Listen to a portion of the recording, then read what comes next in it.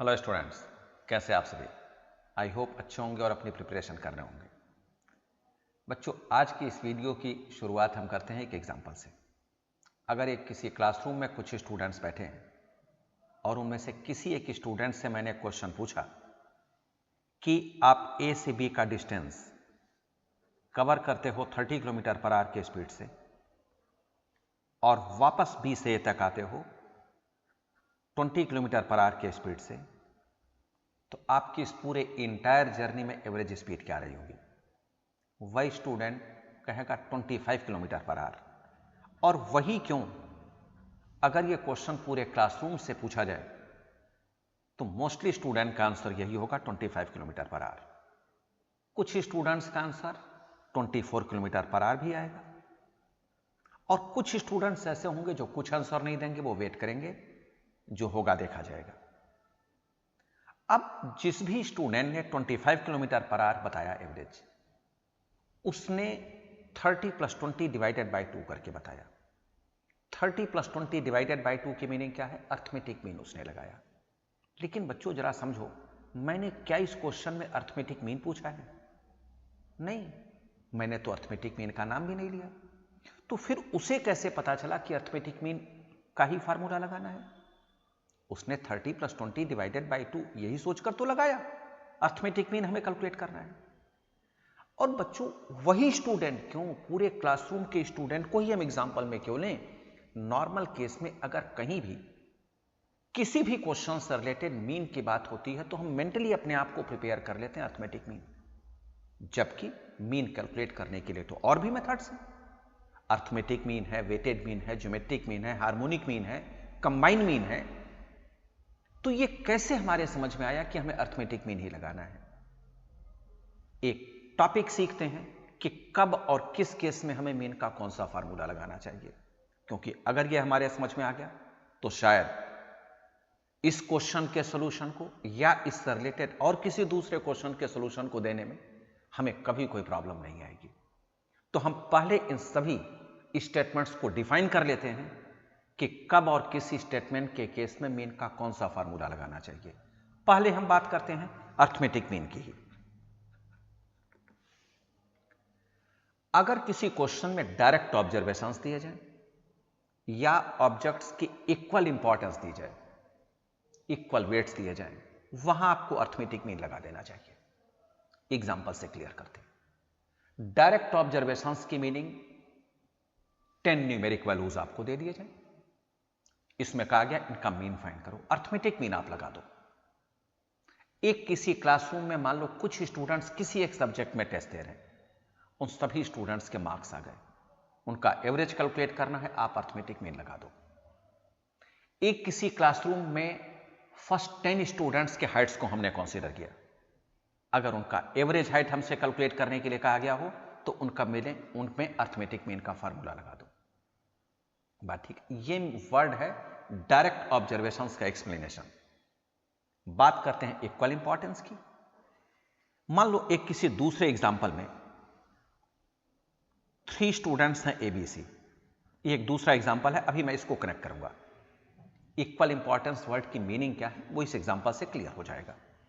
मान लो ABC 3 students हैं, ये तीनों स्टूडेंट्स किसी इंजीनियरिंग कॉलेज में एडमिशन के लिए टेस्ट दे रहे हैं और इन तीनों स्टूडेंट्स के मैथमेटिक्स, फिजिक्स और केमिस्ट्री में मैक्सिमम मार्क्स 100 पे मार्क्स ये आ जाते हैं। मान लो ए के मार्क्स आ जाते हैं 60, 50 और 40 मैथमेटिक्स, फिजिक्स और केमिस्ट्री में। बी के मार्क्स मान लो आ जाते हैं 65, 50, 35। सी के मार्क्स अगर आ जाते हैं 70, 45, 35, मान लो ये मार्क्स आ जाते हैं। अगर हम इन तीनों सब्जेक्ट्स का इंपॉर्टेंस देखें, मैथमेटिक्स, फिजिक्स और केमिस्ट्री, जब इन तीनों सब्जेक्ट्स के इंपॉर्टेंस इक्वल रहेंगे तो वहां हमें अर्थमेटिक मीन लगाना होगा। अगर हमसे अब इस बेस पर एवरेज कैलकुलेट करने के लिए कहा जाएगा तो हम क्या करेंगे? तीनों का एडिशन डिवाइडेड बाय 2 कर देंगे। अगर हम ए की बात करते हैं तो ए में जो 3 वैल्यूज हैं, इन तीनों का एडिशन करेंगे, डिवाइडेड बाय 3 कर देंगे। बी के लिए जो 3 इंफॉर्मेशन है, उनका भी एडिशन डिवाइडेड बाय 3 और सी के लिए इंफॉर्मेशन जो गिवन है उनका एडिशन डिवाइडेड बाय 3 कर देंगे। ये अर्थमेटिक मीन की बात हो रही है। तो अर्थमेटिक मीन आपको कब लगाना है? जब ऑब्जेक्ट्स के इक्वल इंपॉर्टेंस हो या डायरेक्ट ऑब्जर्वेशंस दिए जाएं, अर्थमेटिक मीन लगा लेंगे। सेकंड चलते हैं, वेटेड मीन की बात करते हैं, क्योंकि मीन कैलकुलेट करने का एक तरीका यह भी है, एक टॉपिक यह भी है वेटेड मीन। बच्चों, वेटेड मीन तब लगाया जाता है जब ऑब्जेक्ट्स के अनइक्वल इंपॉर्टेंस होते हैं। जब ऑब्जेक्ट्स के अनइक्वल इंपॉर्टेंस या अनइक्वल वेट्स। एग्जाम्पल से क्लियर करते हैं।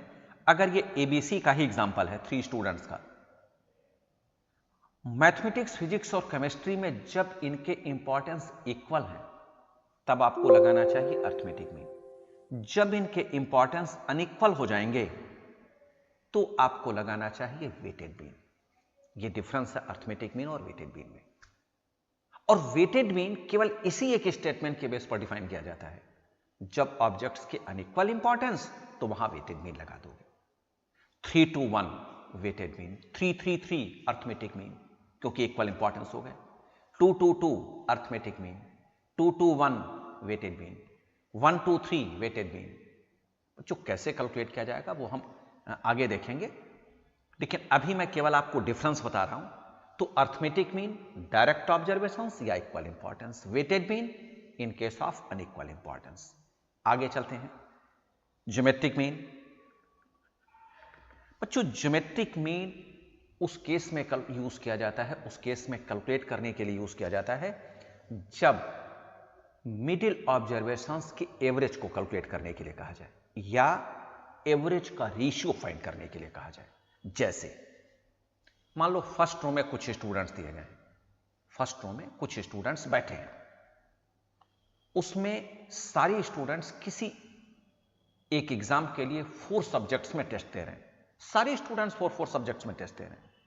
उसमें जो मिडिल स्टूडेंट बैठा है उसका एवरेज फाइंड करने के लिए कहा जाए तो आपको ज्योमेट्रिक मीन लगा देना चाहिए, या एवरेज का रेशियो फाइंड करने के लिए कहा जाए। मैंने कहा स्टार्टिंग के जो 4 स्टूडेंट्स हैं उनका एवरेज और जो लास्ट के 4 स्टूडेंट्स बैठे हैं उनका एवरेज, इनका रेशियो निकालो। तो यहां जो एवरेज की बात हो रही है वहां आपको ज्योमेट्रिक मीन लगाना चाहिए। बच्चों, मीन और एवरेज में कोई डिफरेंस नहीं है, यहां आपको क्या लगाना चाहिए? Geometric mean.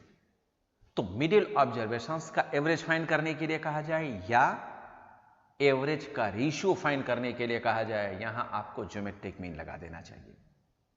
नेक्स्ट आते हैं हार्मोनिक मीन पर। जब किसी कंडीशन के बेस पर मीन फाइंड करने के लिए कहा जाए, जब किसी कंडीशन के बेस पर मीन या एवरेज फाइंड करने के लिए कहा जाए तो वहां आपको हार्मोनिक मीन लगा देना चाहिए। अब कंडीशंस तो बहुत सारे होते हैं, फिर हम इसमें किसे लगाएं? बच्चों, कंडीशंस जो बहुत सारे होते हैं उन सभी को तो नहीं, लेकिन कुछ कंडीशंस के बेस पर जो सॉल्यूशंस मिलेंगे वही हमें यूज करने हैं। कौन कौन से कंडीशंस हैं भाई? स्पीड से रिलेटेड कोई इंफॉर्मेशन दी जाए, डिस्टेंस से रिलेटेड कोई इंफॉर्मेशन दी जाए, या इंटरेस्ट से रिलेटेड कोई इंफॉर्मेशन दी जाए। अगर इन तीनों में से कोई भी एक इंफॉर्मेशन दी जा रही है और उसमें एवरेज फाइंड करने के लिए कहा गया हो तो आप हार्मोनिक मीन लगा दें। ठीक, तो मीन या एवरेज फाइंड करने के लिए जो मेथड्स यूज किए जाते हैं उन सभी मेथड्स में मैंने एक एक स्टेटमेंट बता दिया कि कब और किस केस में कौन, क्योंकि इंपॉर्टेंट यही तो होता है। अगर हम मैथमेटिक्स में ये सीख लें कि कब और किस केस में कौन, तो शायद मैथमेटिक्स के सारे क्वेश्चंस हमसे कैलकुलेट हो जाएंगे, क्योंकि हम कंफ्यूज इसी स्टेटमेंट में तो करते हैं, हमारे समझ में नहीं आता कब कहां क्या लगाया जाए। तो अब यह बात क्लियर हो गई कि एवरेज से रिलेटेड हमें किस स्टेटमेंट में कौन सा लगाना चाहिए मेथड। अब हम फर्स्ट एग्जांपल पर चलते हैं। भाई, फर्स्ट एग्जांपल यह था, एक किसी स्टूडेंट से पूछा गया था कि आप ए से बी का डिस्टेंस 30 किलोमीटर पर आवर की स्पीड से कवर कर रहे हो और वापस आते हो 20 किलोमीटर पर आवर की स्पीड से, तो इस पूरे इंटायर जर्नी में आपकी एवरेज स्पीड क्या रही होगी। तो अब जरा देख कर बताओ, इसमें मीन का कौन सा फार्मूला लगाना चाहिए? क्या अर्थमेटिक मीन? नहीं, क्या हार्मोनिक मीन लगाना चाहिए। श्योर हो गए हम, हार्मोनिक मीन ही लगेगा और कुछ नहीं लगेगा। अब हार्मोनिक मीन लगाते कैसे हैं वो जरा देख लें। इसका डिटेल्स तो टॉपिक में आपको बताया जाएगा, अभी मैं केवल डिफरेंस आपको बता रहा हूं। जब दो ऑब्जर्वेशंस हो a to b b to a, same distance to observations, तो आप डायरेक्ट लिख लो 2। अगर 3 इक्वल इंपॉर्टेंस होते, 3 इक्वल ऑब्जर्वेशंस दिए जाते तो यहां आप 3 लिख रहे होते, डिवाइडेड बाई 1/30 प्लस 1/20, बस 2 डिवाइडेड बाई, अब इसका एलसीएम आप ले लो, कैलकुलेट कर लो। अगर इसकी बात की जाए तो इसका एलसीएम आएगा 60, न्यूमरेटर में आ जाएगा 2 + 3, 60 ऊपर चला गया और ये हो जाएगा 120 डिवाइडेड बाई 5, ये आता है 24 किलोमीटर पर आवर। अब जिस स्टूडेंट का आंसर 25 किलोमीटर पर आवर था वो सही नहीं है, सही आंसर 24 किलोमीटर पर आवर है। ये क्वेश्चन एग्जाम में कई बार पूछा जा चुका है और जब ये क्वेश्चन एग्जाम में पूछा जाता है तो पहला ऑप्शन 25 किलोमीटर पर आवर ही दिया जाता है, दूसरा 24 किलोमीटर पर आवर, तीसरा 26.1 किलोमीटर पर आवर और फोर्थ नन ऑफ दीज। और जब स्टूडेंट ने सॉल्व किया आया 25 किलोमीटर पर आवर, देखा पहला ऑप्शन, सोचा हमसे अच्छा कौन, लगाओ इसी को। क्योंकि मल्टीपल चॉइस एग्जाम में जनरली ऐसा होता है कि अगर हम किसी क्वेश्चन का सॉल्यूशन गलत तरीके से करते हैं और देखते हैं कि ऑप्शन है तो सोचते हैं जी हमसे अच्छा तो कोई होगा ही नहीं। अगर कहीं बगल वाले ने मना किया, चुप कर मेरा ऑप्शंस मैच हो रहा है, क्योंकि भाई करेक्शन कब करोगे, जब ऑप्शंस मैच नहीं होते। मैच होने पर कौन करेक्शन करता है, भूल कर भी नहीं, बड़ा प्राउड फील होता है, ठीक है ना। तो सही आंसर होना चाहिए 24 किलोमीटर पर आवर। इससे रिलेटेड एक एग्जाम्पल और हम डिस्कस कर लेते हैं। एक किसी प्लेन की स्पीड ए से बी के लिए 700 किलोमीटर पर आवर और बी टू ए के लिए 500 किलोमीटर पर आवर। इस पूरे इंटायर जर्नी में प्लेन की एवरेज स्पीड क्या रही होगी। अब इसमें कहीं नाम नहीं लिया गया arithmetic mean, geometric mean, weighted mean, harmonic mean, लेकिन क्योंकि स्पीड से रिलेटेड है तो हमें हार्मोनिक मीन लगा देना चाहिए। तो ए से बी, बी से डिस्टेंस इक्वल है तो हार्मोनिक मीन कैलकुलेट करने के लिए डायरेक्ट हम 2 लिख लेंगे, क्योंकि 2 टाइम्स इक्वल ऑब्जर्वेशंस यूज हो रहे हैं। फर्स्ट के लिए 1/700 प्लस 1/500। एक स्टेटमेंट में स्टूडेंट कंफ्यूज करते हैं कि सर क्या इसे डेसिमल पॉइंट में कन्वर्ट करके किया जाए। बच्चों डेसिमल पॉइंट में कन्वर्ट करोगे तो हो सकता है कुछ एरर्स आ जाए, बेहतर है एलसीएम लेकर ही आप कैलकुलेट करो, एग्जैक्ट आंसर मैच होगा जिससे, ठीक है। तो इसका एलसीएम आप जब लोगे तो यह आ जाएगा 3500, न्यूमरेटर आया 5 + 7, 3500 को आप न्यूमरेटर में ले जाओगे, 7000 डिवाइडेड बाई 12, ये आएगा 583.33 किलोमीटर पर आवर। अब जरा सोचो 583 और कितना अच्छा होता 700 + 500 डिवाइडेड बाई 2, 600। अरे जी लगाओ इसी को। तो अगर इस क्वेश्चन को ऑप्शन दिया गया 600 kilometre per hour, option b 588.88 kilometre per hour और option c 583.33 kilometre per hour और option d none of these, तो अगर ये कॉन्सेप्ट क्लियर नहीं है तो mostly student 600 kilometre per hour को ही सिलेक्ट कर लेते हैं, ठीक है। ये गलती ना करें और कॉन्सेप्ट अपना क्लियर कर लें। हार्मोनिक मीन की बात हो रही है तो हार्मोनिक मीन पर बेस्ड हम कुछ एक और एग्जांपल्स देख लेते हैं। यही एग्जांपल है लेकिन कुछ वेरिएबल्स के केस में। मान लो, क्योंकि ये भी क्वेश्चन बड़ा पॉपुलर है, कई बार पूछा जा चुका है, हम एग्जांपल के फॉर्म में ही डिस्कस करते हैं। ए से बी का डिस्टेंस कोई पर्सन कवर करता है x किलोमीटर पर आवर की स्पीड से और वापस आता है बी से ये y किलोमीटर पर आवर की स्पीड से, तो अब इस पूरे इंटायर जर्नी में उसकी एवरेज स्पीड क्या रही होगी भी। डिस्टेंस दिया गया है, फिक्स है, ए से बी से डिस्टेंस सेम है, मीनिंग 2 टाइम्स डिस्टेंस यूज हो रहा है, तो आप लिख लोगे 2 divided by 1/x plus 1/y। अब इसमें न्यूमेरिक वैल्यूज तो है नहीं, तो चलो भाई ठीक है, 2 डिवाइडेड बाई एलसीएम आप लोगे xy, न्यूमरेटर आ जाएगा y प्लस x, ये ऊपर शिफ्ट हो जाएगा तो ये बनता है 2xy divided by x plus y। ये बड़ा पॉपुलर फॉर्मूला है हार्मोनिक मीन टू ऑब्जर्वेशंस के केस में यूज हो जाता है। अगर ये एक्स वाई के जगह पर V1 और V2 होता तो फॉर्मूला क्या बनता आपका? इसको फॉर्मूला भी कह सकते हैं, एग्जाम्पल में यही आया है और आंसर में भी आपके एक्सप्लेनेशन से यही मिला है। तो 2V1 V2 divided by V1 plus V2, इस फार्मूले को भी आप यूज कर सकते हैं। इस पर बेस्ड कोई क्वेश्चन कैलकुलेट कर सकते हैं। एक क्वेश्चन और रेज होता है बच्चों की, अगर डिस्टेंस अनइक्वल हो तो क्या किया जाए? भाई डिस्टेंस इक्वल था, बड़ी अच्छी बात थी, हमने कैलकुलेट कर लिया, आंसर हमें मिल गया। इसको जरा सा आगे एक्सप्लेन करके हम सीखते हैं क्या है। मान लो एक कोई पर्सन फर्स्ट 10 किलोमीटर का डिस्टेंस कवर करता है 5 किलोमीटर पर आवर की स्पीड से, समझना। नेक्स्ट 10 किलोमीटर का डिस्टेंस कवर करता है 10 किलोमीटर पर आवर की स्पीड से, और नेक्स्ट 10 किलोमीटर का डिस्टेंस कवर करता है वो 20 किलोमीटर पर आवर की स्पीड से। इस पूरे इंटायर जर्नी में उसकी एवरेज स्पीड क्या रही होगी? चलो ये बहुत अच्छी बात है, डिस्टेंस इक्वल है, चेक करो। और ये डिस्टेंस कितने टाइम्स यूज हुआ है? 3 टाइम्स यूज हुआ है। एक बात तो हमें पता है, हार्मोनिक मीन इसमें लगाना चाहिए, ठीक बात है। 3 1/5 प्लस 1/10 प्लस 1/20, ये भी क्लियर है।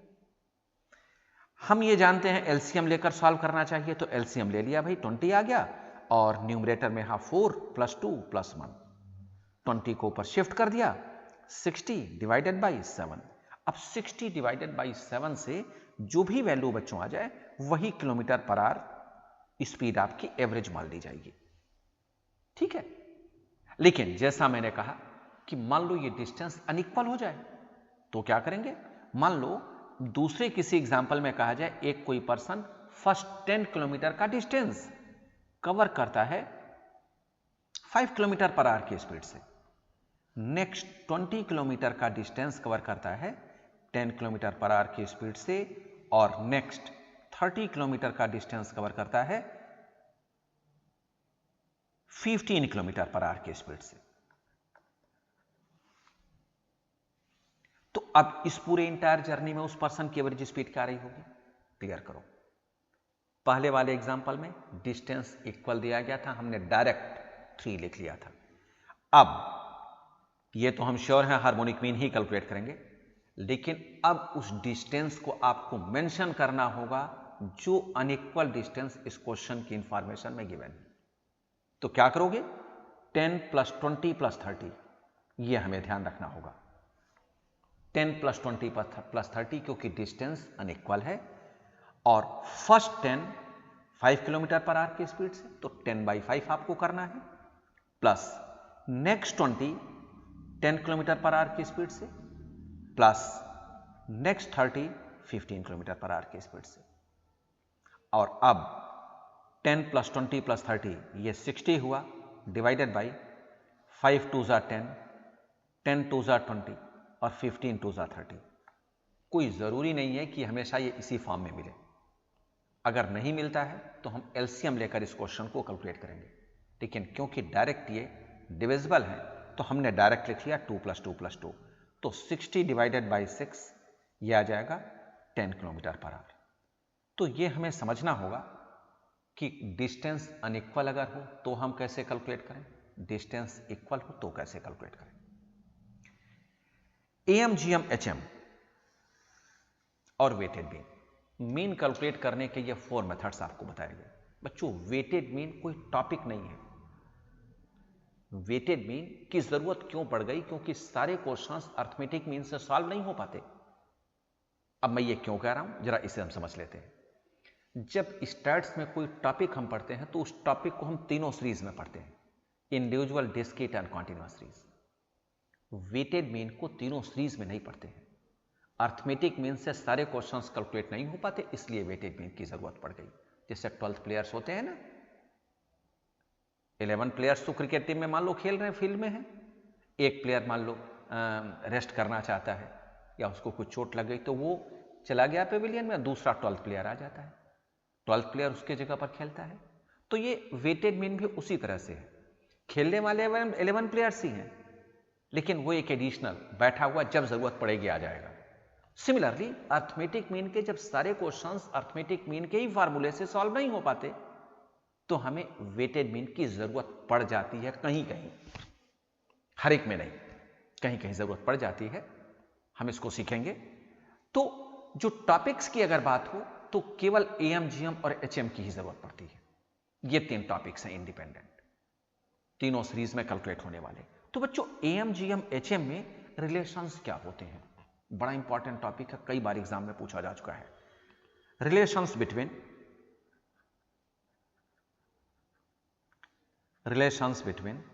Am, GM and HM. 3 तरह के रिलेशंस डिफाइन होते हैं। एक, AM equals to GM equals to HM. दूसरा, AM is greater than GM is greater than HM. और तीसरा, AM is greater than equal to GM is greater than equal to HM. एक correlation है, हम उसको भी थोड़ी देर बाद देखेंगे। पहले हम इन 3 को डिस्कस करें। बच्चों जब रिलेशंस की बात आ जाती है और यहां 3 रिलेशंस आ गए, तो तुरंत हमें यह सीख लेना चाहिए कब और किस केस में कौन। भाई एक नए जगह आप जा रहे हो और उस एक जगह से मान लो 3 वेज निकलते हैं, 3 रास्ते निकलते हैं, तो ये चेक नहीं करेंगे कब और किस केस में कौन। अगर नहीं चेक करेंगे तो घूमते रह जाएंगे, जाना कहीं और है, चले जाएंगे कहीं और। तो सिमिलरली यहां भी हमें अगर ये सीख लेना चाहिए, हम ये सीख लें कि कब और किस केस में कौन, तो शायद ऐसे किसी क्वेश्चन में कभी हमें कोई प्रॉब्लम नहीं होगी। तो बच्चों AM equals to GM equals to HM, ये उस केस में जब ऑब्जेक्ट्स इक्वल दिए जाएं। In case of equal objects, for example x variable 4 4 4 4 4, देखो सारे ऑब्जर्वेशन इक्वल है, इसका अर्थमेटिक मीन भी 4, जीएम भी 4, एचएम भी 4 आएगा। बात ठीक है। चलो जी, तो दूसरा किस केस में यूज करेंगे? दूसरा यूज करेंगे जब आपसे किसी क्वेश्चन में कंडीशन के लिए कहा जाए in case of unequal objects. कब? In case of unequal objects, different objects, distinct objects, ये सभी एक ही स्टेटमेंट है। तो जब डिफरेंट ऑब्जेक्ट्स दिए जाएं तो आपको कंडीशन यूज करनी होगी am is greater than GM is greater than HM. मान लो एक एक्स वेरिएबल में ऑब्जर्वेशन दिया गया 2 1 3 5। जनरली हमें क्वेश्चंस ऐसे ही मिलते हैं, तो इसकी मीनिंग यह है कि जो हमें नॉर्मल केस में क्वेश्चंस मिलेंगे या मिलते हैं, उसमें एएम की वैल्यू सबसे बड़ी होती है, जीएम उससे कम, एचएम उससे कम। क्योंकि नॉर्मल केस में हमें ऐसे क्वेश्चंस तो नहीं मिलते ना, हमें ऐसे मिलते हैं। तो यह ध्यान रखना, एएम की वैल्यू सबसे अधिक, जीएम उससे कम, एचएम उससे कम। बात आती है तीसरे के लिए हम कौन सी कंडीशन यूज करें। कुछ स्टूडेंट्स कह देते हैं समथिंग इक्वल समथिंग अनइक्वल।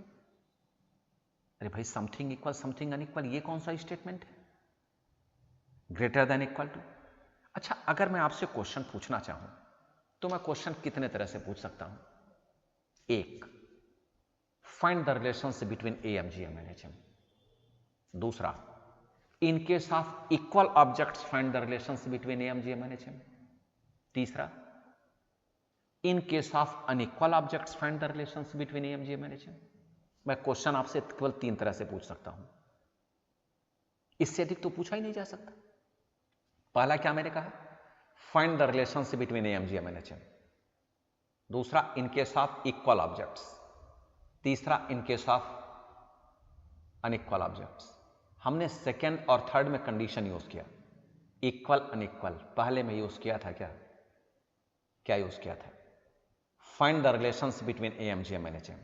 मैंने कुछ नहीं कहा।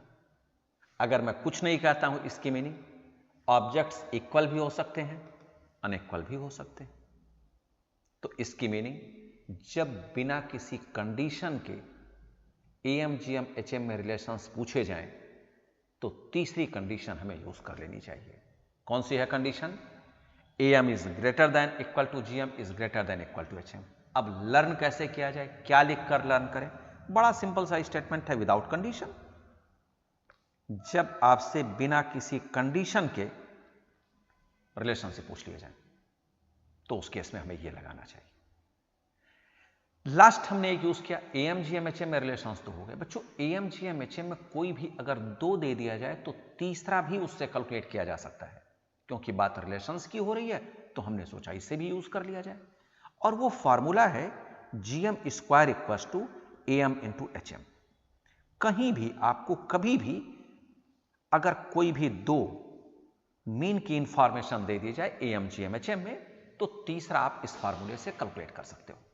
AMHM दिया जाए तो GM, AM दिया जाए तो HM, या कोई भी 2 दे दिया जाए, आप इससे कैलकुलेट कर सकते हैं। तो यह है पूरी इंफॉर्मेशन AMGMHM की।